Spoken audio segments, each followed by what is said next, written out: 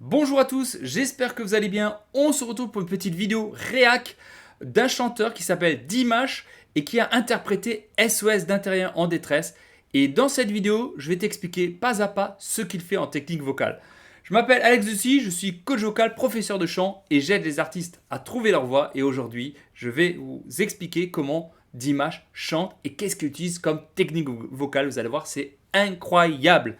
Allez, sans plus attendre, on va débuter cette chanson. Pourquoi je meurs?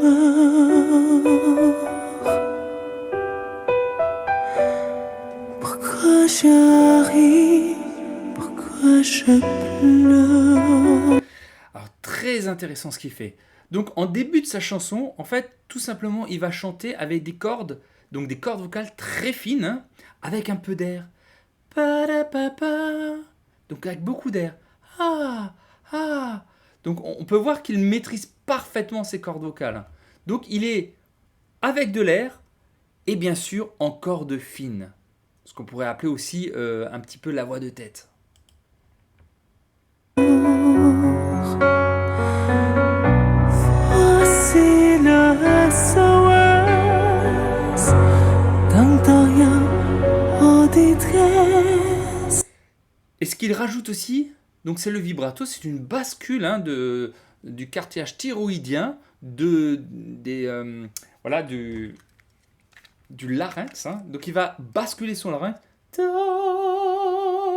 Simplement, il va pleurer la note et tout en restant toujours très fin. Il va étirer ses cordes vocales comme ça et il va rester très doux, très pleuré avec un beau vibrato.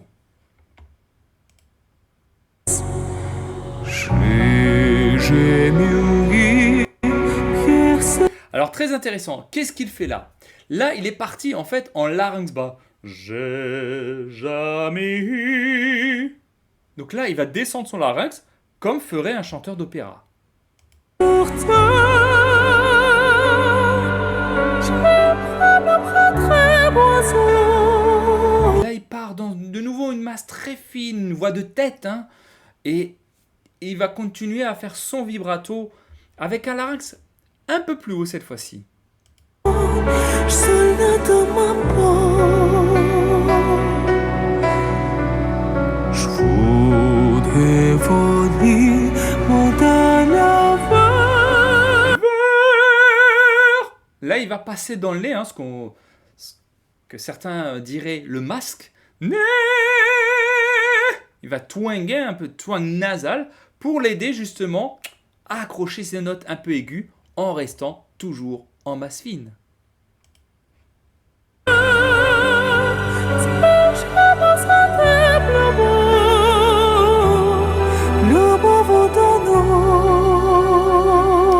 Une bouche très ouverte, hein, vous pouvez voir vraiment sa bouche parce que ça c'est vachement intéressant. Pour garder de la rondeur. Donc la mâchoire, hein, la mâchoire c'est très important. Idem pour les lèvres. Là il a la mâchoire plutôt assez ouverte. Oh, pas trop, mais un petit peu pour essayer de garder en fait cette rondeur du son. Il maîtrise parfaitement ce qu'il fait.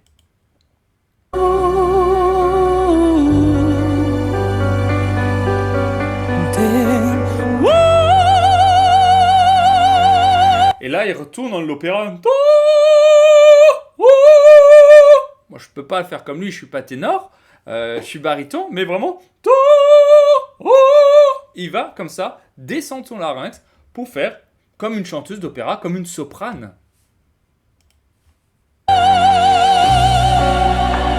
Jeu de jour, coup fou de la vie, avec les bons dessinés. Nez. Il repasse de nouveau dans le nez. Hein. Vous voyez, il utilise beaucoup hein, ses fosses nasales pour justement atteindre une sonorité qu'il a choisie. J'ai comme deux zombies, tu me tapes à force, je sens quelque chose. Et toujours il bascule. Il a tout le temps son larynx très basculé. Il pleure sa note, hein. Il vit sa chanson. Hein. Qui m'attire, voler.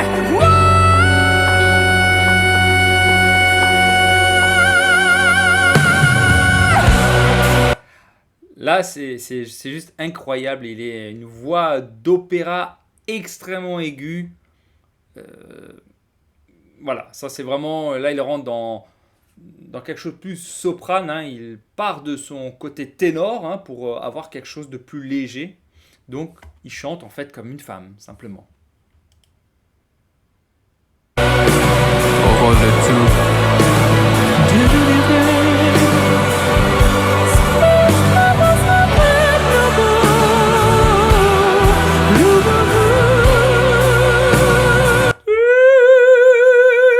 Continue, ça bascule.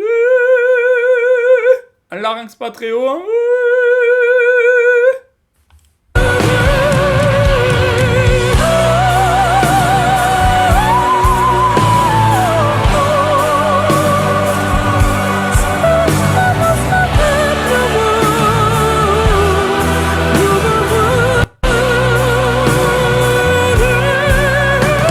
Et on continue à avoir un peu ce larynx de temps en temps un peu bas, cette tonalité nasale un petit peu également, hein.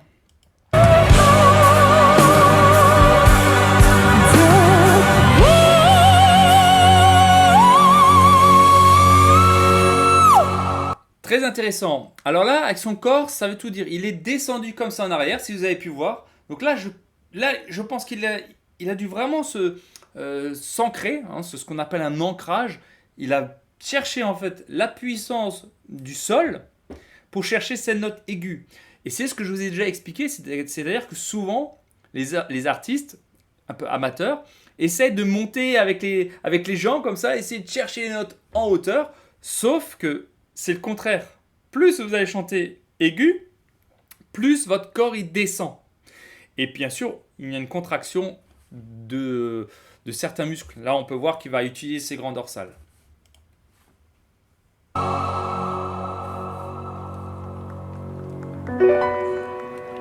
Pourquoi je vis? Pourquoi je meurs? Toujours dans la finesse, toujours en massif. Très très fin, très très fin. C'est très très beau, très bien maîtrisé. Pourquoi je ris? Pourquoi je pleure?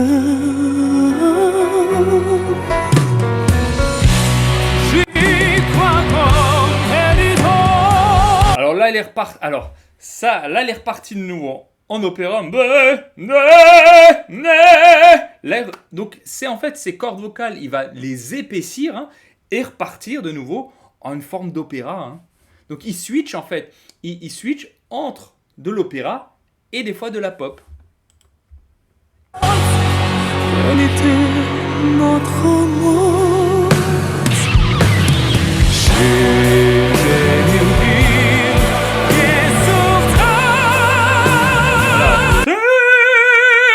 Là, il va chercher le larynx bas, la nasalité. Donc ça, c'est vraiment dans l'opéra, hein.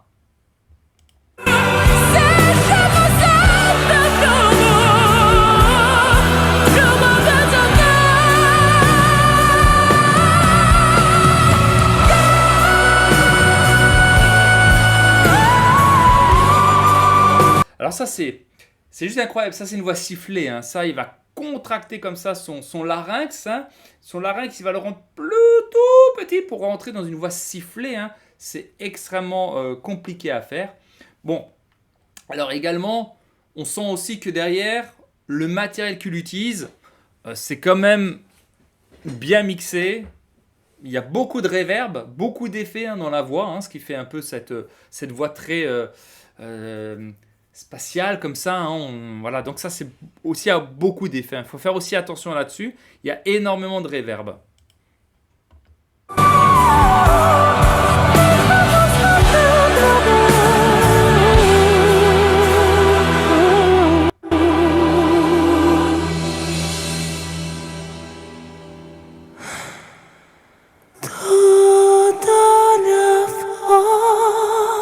Là, qu'est-ce qu'il fait du falsetto? De l'enfant. Chapeau. Le falsetto, c'est quelque chose de plus difficile. C'est un peu différent que la voix de tête. Do, do,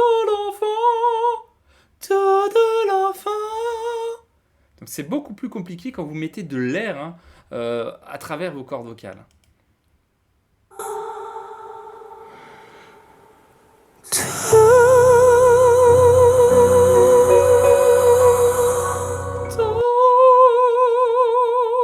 Un larynx pas très haut, hein. Il est neutre, voire un petit peu bas. Donc, écoutez, pour moi, en tout cas, Dimash est un excellent chanteur parce qu'il sait tout ce qu'il fait. Il maîtrise à la perfection tout. Voilà sur Dimash. En tout cas, j'espère que cette vidéo vous aura plu. N'hésitez pas à liker, à vous abonner. Si vous avez des commentaires, n'hésitez pas. Dites-moi ce que vous en pensez de Dimash. Est-il un bon chanteur ou pas? Selon vous, qu'est-ce que vous aimez? Qu'est-ce que vous aimez pas? Allez, mettez-le-moi en commentaire. Bien sûr, toujours bienveillant, mais on analyse ça ensemble. Je vous dis à très bientôt. Prenez soin de vous. Allez, ciao.